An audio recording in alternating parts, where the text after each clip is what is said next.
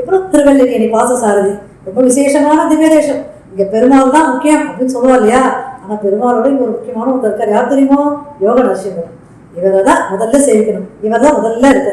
யோக நரசிம்மரை சேவிச்சுட்டு, ஏன்னா அவர் எப்பவும் யோகத்திலேயே என்ன தெரியுமா ஆச்சரியம்? அந்த அந்த யோக நரசிம்மர் இருக்கு அந்த சன்னிதானம் இருக்கு பார்த்தீங்களோ, அதுல மணியே கட்டியிருக்க மாட்டான். பெருமாளுக்கு மணியாட்டி ஆராதனை பண்ண மாட்டான். ஏன்னா யோகத்தில் இருக்க பெருமாள் அவரை டிஸ்டர்ப் பண்ணக்கூடாது. அப்படியே யோக நரசிம்மர் யோகத்திலேயே நமக்கு காட்சி கொடுத்து யோகத்திலே நமக்கு நல்லது செய்யக்கூடிய பெருமாள். திருவல்லிக்கேணி பார்த்தசாரதி பெருமாள் கோயில்ல. இப்போ நான் சொன்னேன் இல்லையா, மேற்கு சைதாப்பேட்டை எல்லாருக்குமே தெரியும். சென்னையில மேற்கு சைதாப்பேட்டையில கூட இப்போ கோவில் இருக்கான்னு கேட்டா நரசிம்மருக்கு கோவில் இருக்கு. என்ன பெருமாள் தெரியுமா?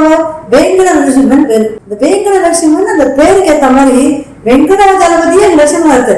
அப்ப நரசிம்ம முகமா இல்ல, வெங்கடாஜலபதி நரசிம்மர் உருவல் அது நரசிம்மராகவே காட்சி கொடுத்துட்டு இருக்கார் அப்படின்னு சொல்ல ஒரு இடம் இன்னைக்கும் நீங்க சென்னையில அந்த இடத்துல சைதாப்பேட்டை போய் போனீங்கன்னா அவருக்கு தரிசிக்கிறோம்.